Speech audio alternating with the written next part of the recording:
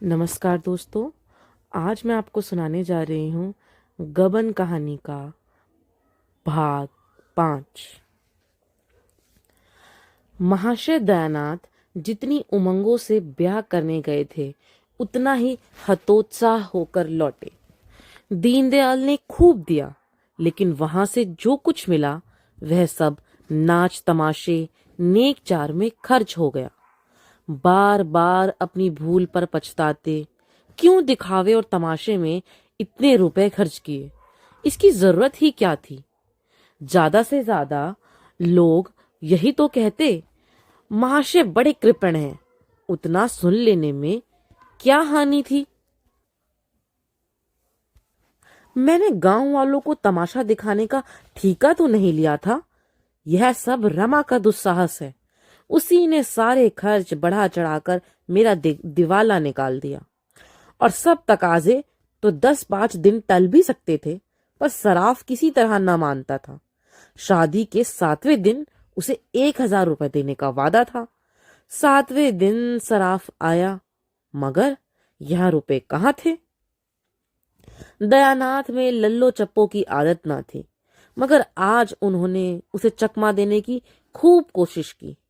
किस्त बांधकर सब रुपए 6 महीने में अदा करने का वादा किया।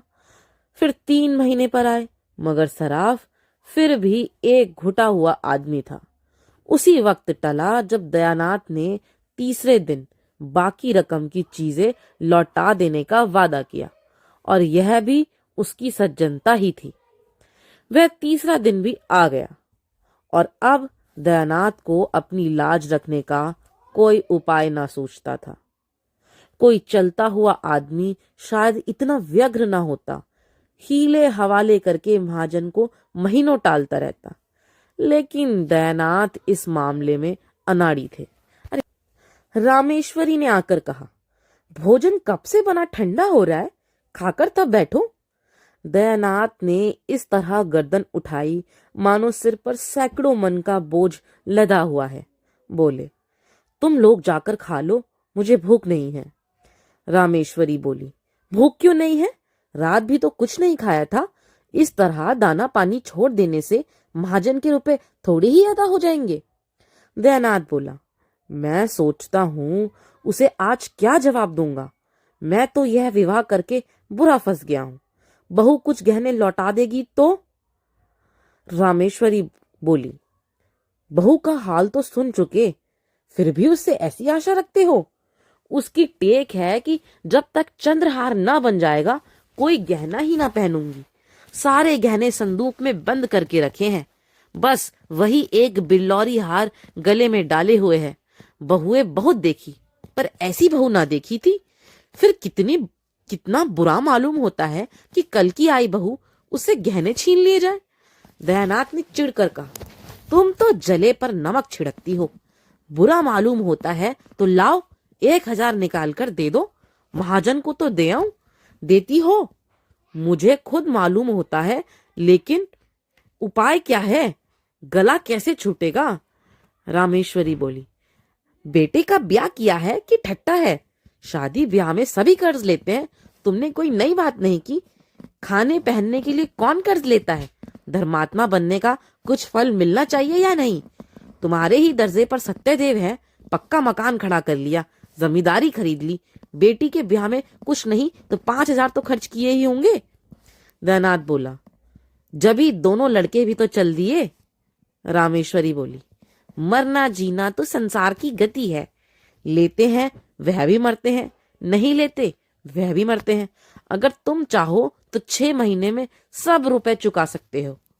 दयानाथ ने त्योरी चढ़ाकर कहा, जो बात जिंदगी भर नहीं की वह अब आखिरी वक्त नहीं कर सकता। बहू से साफ साफ कह दो, उसे पर्दा रखने की जरूरत ही क्या है। और पर्दा रह ही है, क्या दिन का हो सकता है। आज नहीं तो कल सारा हाल मालूम हो जाएगा। बस 3-4 चीजें लौटा दो तो काम बन जाएगा। तुम उसे एक बार कहो तो। रामेश्वरी झुंझलाकर बोली, उसे तुम ही कहो, मुझसे तो ना कहा जाएगा। सहसा रमानाथ टेनिस रैकेट लिए बाहर से आया। सफेद टेनिस शर्ट, सफेद पतलून, कैनवस का जूता, गोरे रंग और सुंदर मुखाकृति पर इस पहनावे ने रईसों की शान पैदा कर रखी थी। रुमाल में बेले के गजरे लिए हुए था, उसे सुगंध उड़ रही थी। माता पिता की आंखें बचाकर वह जीने पर से जाना चाहता था कि रामेश्वरी ने टोका, इन्हीं के तो सब कांटे बोए हुए हैं, इनसे क्यों नहीं सलाह लेते। रमा से बोली, तुमने नाच तमाशे में 1200-1300 रुपए उड़ा दिए, बतलाओ सराफ को क्या जवाब दिया जाए। बड़ी मुश्किलों से कुछ गहने लौटाने पर राजी हुआ, पर बहू से मांगे कौन। यह सब तुम्हारी ही करतूत है। रमानाथ ने इस आक्षेप को अपने ऊपर से हटाते हुए कहा, मैंने क्या खर्च किया? जो कुछ किया बाबूजी ने। हाँ, जो कुछ मुझसे कहा गया मैंने तो वही किया। रमानाथ के कथन में बहुत कुछ सत्य था। यदि दयानाथ की इच्छा ना होती तो रमा क्या कर सकता था? जो कुछ हुआ उनकी अनुमति से हुआ। रमानाथ पर इल्जाम लगा देने से कोई समस्या हल नहीं हो सकती थी। बोले, मैं तुम्हें इल्जाम नहीं देता भाई, किया तो मैंने ही, मगर यह बला तो किसी तरह से सिर से टालनी चाहिए। सराफ का तकाजा है, कल उसका आदमी आएगा, उसे क्या जवाब दिया जाएगा? मेरी समझ में तो यही एक उपाय है कि उतने रुपए के गहने उसे लौटा दिए जाएं। गहने लौटा देने से भी वह झंझट करेगा, लेकिन 10-20 रुपए के लोभ में लौटाने पर राजी हो ही जाएगा। तुम्हारी क्या सलाह है? रमानाथ ने शर्माते हुए क्या कहा, मैं इस विषय में क्या सलाह दे सकता हूँ, मगर मैं इतना कह सकता हूँ कि इस प्रस्ताव को वह खुशी से मंजूर न करेगी। अम्मा तो जानती हैं कि वह चढ़ावे में चंद्रहार न जाने उसे कितना बुरा लगा था। प्रण कर लिया है कि जब तक चंद्रहार न बन जाएगा कोई गहना न पहनूंगी। रामेश्वरी ने अपने पक्ष का समर्थन होते देख खुश होकर कहा, यही तो मैं इनसे कह रही हूँ। रमानाथ बोला, रोना धोना मच जाएगा और इसके साथ घर का पर्दा भी खुल जाएगा। दयानाथ ने माता सिकोड़ कर कहा, उससे पर्दा रखने की जरूरत ही क्या? अपनी यथार्थ स्थिति को वह जितनी ही जल्दी समझ ले उतना ही अच्छा। रमानाथ ने जवानों के स्वभाव के अनुसार जालपा से खूब जीट उड़ाई थी, खूब बढ़ चढ़ कर बातें की थी। हमारी जमींदारी है, उससे कई हजार का नफा है, बैंक में रुपए हैं, उनका सूद आता है। जालपा से अब अगर गहने की बात कही गई तो रमानाथ को वह पूरा लबाड़िया समझेगी। बोला, पर्दा तो एक दिन खुल ही जाएगा, पर इतनी जल्दी खोल देने का नतीजा यही होगा कि वह हमें नीच समझने लगेगी। शायद अपने घर वालों को भी लिख कर भेजे, चारों तरफ बदनामी होगी। दयानाथ बोला, हमने तो दीनदयाल से यह भी ना कहा था कि हम लखपति हैं। रमानाथ बोला, तो आपने यही कब कहा था कि हम उधार के गहने लाए हैं और 2-4 दिन में लौटा देंगे? आखिर यह सारा स्वांग अपनी धाक बिठाने के लिए ही किया था या कुछ और? दयानाथ बोला, तो फिर किसी दूसरे बहाने से मांगना पड़ेगा, बिना मांगे काम नहीं चल सकता।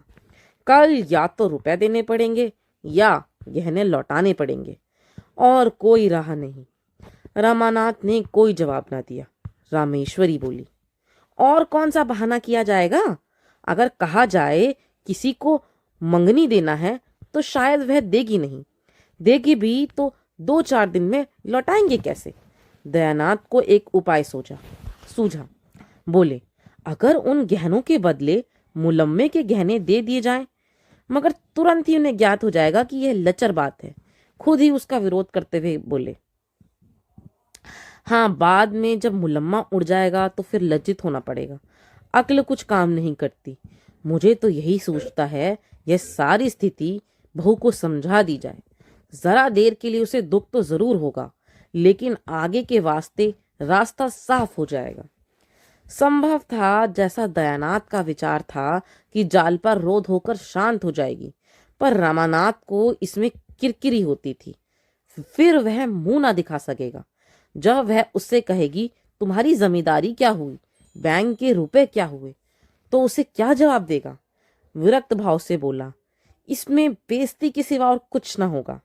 आप क्या सराफ को 2-4-6 महीने के लिए टाल नहीं सकते?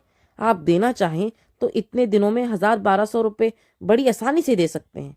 दयानाथ ने पूछा, और वो कैसे? रमानाथ बोला, उसी तरह जैसे आपके और भाई करते हैं। दयानाथ बोले, वह मुझसे नहीं हो सकता। तीनों कुछ देर तक मौन बैठे रहे। दयानाथ ने अपना फैसला सुना दिया। रामेश्वरी और रमा को यह फैसला मंजूर न था, इसलिए अब इस गुत्थी को सुलझाने का भार उन्हीं दोनों पर था। रामेश्वरी ने एक तरह से निश्चय कर लिया था। दयानाथ को झक मारकर अपना नियम तोड़ना पड़ा। यह कहाँ की नीति है कि हमारे ऊपर का संकट पड़ा हुआ हो और हम अपने नियमों का राग अलापे जाएं। रमानाथ बुरी तरह से फंसा था। वह खूब जानता था कि पिताजी ने जो काम कभी नहीं किया वह आज ना करेंगे। उन्हें जालपा से गहने मांगने में कोई संकोच ना होगा, और यही वह न चाहता था। वह पछता रहा था कि मैंने क्यों जालपा से डींगे मारी। अब अपनी मुंह की लाली रखने का सारा भार उसी पर था। जालपा की अनुपम छवि ने पहले ही दिन उस पर मोहिनी डाल दी थी। वह अपने सौभाग्य पर फूला न समाता था। क्या यह घर ऐसी अनन्य सुंदरी के योग्य था? जालपा के पिता 5 रुपए के नौकर पर थे, पर जालपा ने कभी अपने घर में झाड़ू न लगाई थी, कभी अपनी धोती न छाटी थी, अपना बिछावन न बिछाया था, यहाँ तक कि अपनी धोती की खोंच तक न सी थी। दयानाथ 50 रुपए पाते थे, पर यहाँ केवल चौका बासन करने के लिए ही मेहरी थी। बाकी सारा काम अपने ही हाथों करना पड़ता था। जालपा शहर और देहात का फर्क क्या जाने। शहर में रहने का उसे कभी अवसर ही ना पड़ा था। वह कई बार पति और सास से आश्चर्य से पूछ चुकी थी, क्या यहाँ कोई नौकर नहीं है? जालपा के घर दूध, दही, घी की कमी नहीं थी। यहाँ बच्चों को भी दूध मैसर ना था। इन सारे अभावों की पूर्ति के लिए रमानाथ के पास मीठी मीठी बड़ी बड़ी बातों के सिवा और क्या था? घर का किराया 5 रुपए था। रमानाथ ने 15 बतलाए थे। लड़कों की शिक्षा का खर्च मुश्किल से 10 रुपए था। रमानाथ ने 40 बतलाए थे। उस समय उसे इसकी जरा भी शंका ना थी कि एक दिन सारा भंडा फूट जाएगा। मिथ्या दूरदर्शी नहीं होता, लेकिन वह दिन इतनी जल्दी आएगा यह कौन जानता था। अगर उसने ये डींगे ना मारी होती तो रामेश्वरी की तरह वह भी सारा भार दयानाथ पर छोड़ निश्चिंत हो जाता। लेकिन इस वक्त वह अपने ही बनाए हुए जाल में फंस गया था। कैसे निकले?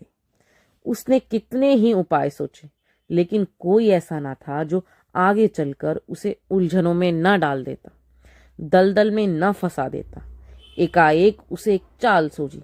उसका दिल उछल पड़ा, पर इस बात को वह मुंह तक न ला सका। ओह, कितनी नीचता है, कितना कपट, कितनी निर्दयता! अपनी प्रेयसी के साथ ऐसी धूर्तता! उसके मन ने उसे धिक्कारा। अगर इस वक्त उसे कोई 1000 रुपए दे देता तो उसका उम्र भर के लिए गुलाम हो जाता। दयानाथ ने पूछा, कोई बात सूझी? मुझे तो कुछ नहीं सूझता। कोई उपाय सोचना ही पड़ेगा। आप ही सोचिए, मुझे तो कुछ नहीं सूझता। क्यों नहीं? उसने 2-3 गहने मांग लेते। तुम चाहे तो ले सकते हो, हमारे लिए मुश्किल है? नहीं, मुझे शर्म आती है। तुम विचित्र आदमी हो, ना खुद मांगोगे ना मुझे मांगने दोगे, तो आखिर यह नाव चलेगी कैसे? मैं एक बार नहीं 1000 बार कह चुका हूं कि मुझसे कोई आशा मत रखो। मैं अपने आखिरी दिन जेल में नहीं काट सकता। इसमें शर्म की बात ही क्या है? मेरी समझ में नहीं आता, किसके जीवन में ऐसे कुअवसर नहीं आते? तुम ही अपनी माँ से पूछो। रामेश्वरी ने अनुमोदन किया। मुझसे तो नहीं देखा जाता कि अपना आदमी चिंता में पड़े रहे, मैं गहने पहने बैठी रहूं। नहीं तो आज मेरे पास भी गहने ना होते। एक एक करके सब निकल गए। विवाह में 5000 से कम का चढ़ाव नहीं गया था, मगर 5 ही साल में सब सुहा हो गया। तब से एक छल्ला बनवाना भी नसीब ना हुआ। दयानाथ जोर देकर बोले, शर्म करने का यह अवसर नहीं है, इन्हें मांगना ही पड़ेगा। रमानाथ ने झेपते हुए कहा, मैं मांग नहीं सकता, कहिए, उठा लाऊं? यह कहते कहते लज्जा, शोभ और अपनी नीचता के ज्ञान से उसकी आंखें सजल हो गई। दयानाथ ने भौचक्के होकर कहा, उठा लाओगे? उससे छिपाकर? रमानाथ ने तीव्र कंठ से कहा। और आप क्या समझ रहे हैं? दयानाथ ने माथे पर हाथ रख लिया। एक क्षण के बाद आहत कंठ से बोले, नहीं, मैं ऐसा ना करने दूंगा। मैंने जाल कभी नहीं किया और ना कभी करूंगा, वह भी अपनी बहू के साथ। छी छी, जो काम सीधे से चल सकता है उसके लिए यह फरेब। कहीं उसकी निगाह पड़ गई तो समझते हो वह तुम्हें दिल में क्या समझेगी? मांग लेना इससे कहीं अच्छा है। रमानाथ बोला, आपको इससे क्या मतलब? मुझसे मुझसे चीजें ले लीजिएगा, मगर जब आप जानते थे यह नौबत आएगी तो इतने जेवर ले जाने की जरूरत ही क्या थी?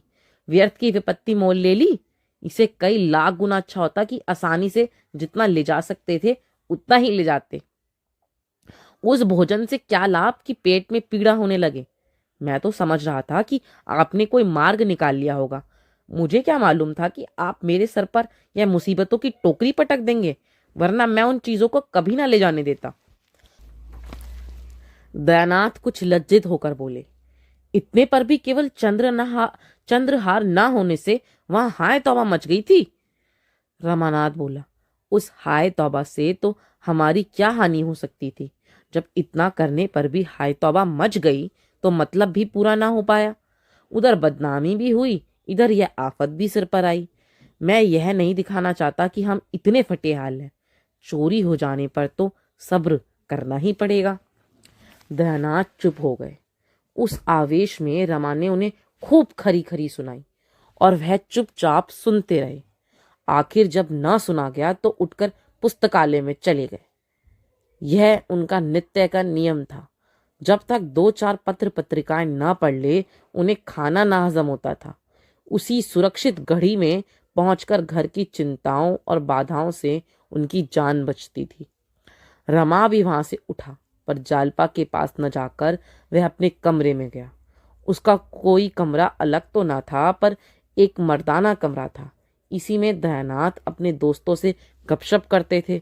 दोनों लड़के पढ़ते थे और रमा मित्रों के साथ शतरंज खेलता था। रमा कमरे में पहुंचा तो दोनों लड़के ताश खेल रहे थे। गोपी का 13वां साल था, विशंबर का 9वां। दोनों रमा से थर थर कांपते थे। रमा खुद खूब तमाशा ताश और शतरंज खेलता था, पर भाइयों को खेलते देखकर उसके हाथ में खुजली होने लगती थी। खुद चाहे दिन भर सैर सपाटा किया करे, मगर क्या मजाल कि भाई कहीं घूमने निकल जाए। दयानाथ खुद लड़कों को कभी ना मारते थे। अवसर मिलता तो उनके साथ खेलते थे। उन्हें कन कौवे उड़ाते देखकर उनकी बाल प्रकृति पर सजग हो जाती थी। 2-4 पेचा लड़ा देते थे। बच्चों के साथ कभी कभी गुल्ली डंडा भी खेलते थे। इसलिए लड़के जितना रमा से डरते उतना ही पिता से प्रेम करते थे। रमा को देखते ही लड़कों ने ताश को टाट के नीचे छिपा दिया और पढ़ने लगे।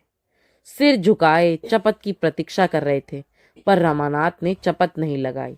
मोड़े पर बैठकर गोपीनाथ से बोला, तुमने भंग की दुकान देखी है ना नुक्कड़ पर? गोपीनाथ प्रसन्न होकर बोला, हाँ, देखी क्यों नहीं। जाकर 4 पैसे का माजून ले आओ।